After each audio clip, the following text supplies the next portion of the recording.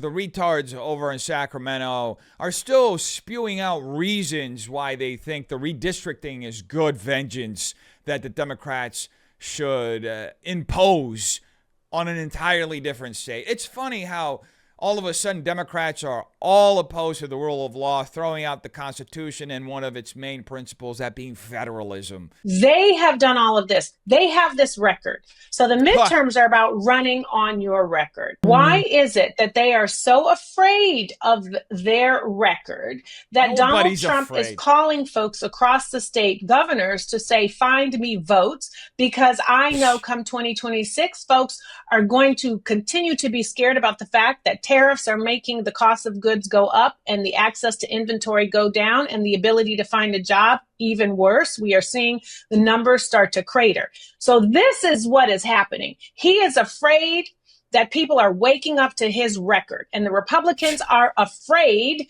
that the American people are waking up to their shenanigans, and they, too, what you just said, are trying to rig elections. And California is saying, oh, no, you didn't. You got receipts. We got receipts. We're putting them all on the table, and we are doing all we can to make the midterm elections be as fair as possible. I have a Republican colleague who all of a sudden is like, oh, no.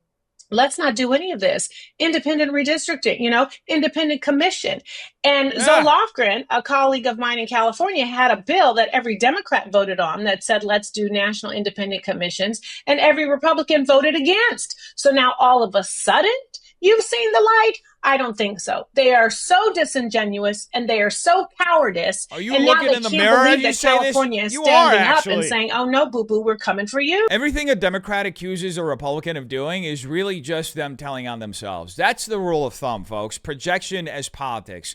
So when State Senator Camlogger Dove says Republicans are afraid of the record and trying to rig elections, she's not describing reality. She's describing her own party's playbook. Because the record Democrats have built, especially in California, is one of manipulation, distortion, and self-preservation at all costs. They have to hold on to power no matter what. But before we get to that, let's break all of this down, because she talks about independent redistricting commissions as though Democrats are champions of fairness. On paper, these commissions sound noble. Nonpartisan panels drawing maps to avoid politicians gaming the system. But what actually happened? Well, Democrats figured out how to game the very system designed to stop the gaming that voters voted against. They stacked the process with identity-based testimony, activists paraded as community voices, and witnesses whose sole role was to shape maps towards a progressive advantage. The ideal of fairness got gutted completely. And now California, where Republicans make up over 40% of registered voters,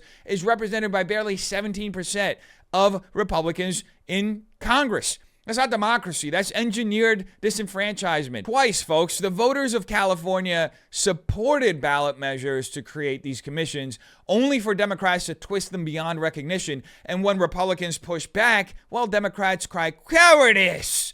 No.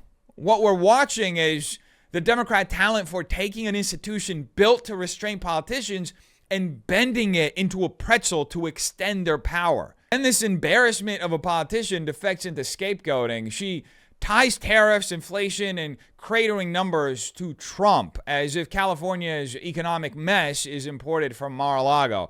Let's be honest, folks. California's problems are all homegrown. This is the state with the highest gas prices, the highest utility costs, the most homelessness, the largest exodus of businesses, and some of the worst educational outcomes, despite spending more per student than almost anywhere else in the country and most places on earth.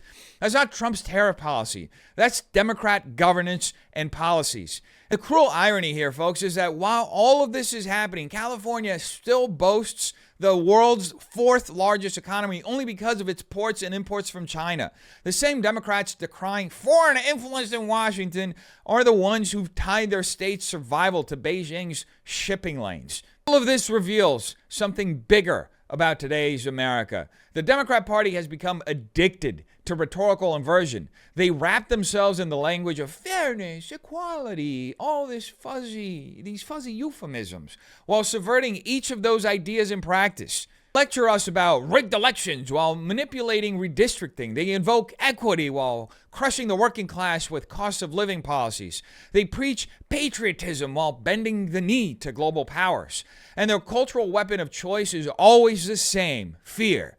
Fear of Trump, fear of Republicans, fear of democracy being stolen, when in reality, it's their policies eroding the trust and stability of our civic life and ultimately undoing our constitutional republic from within.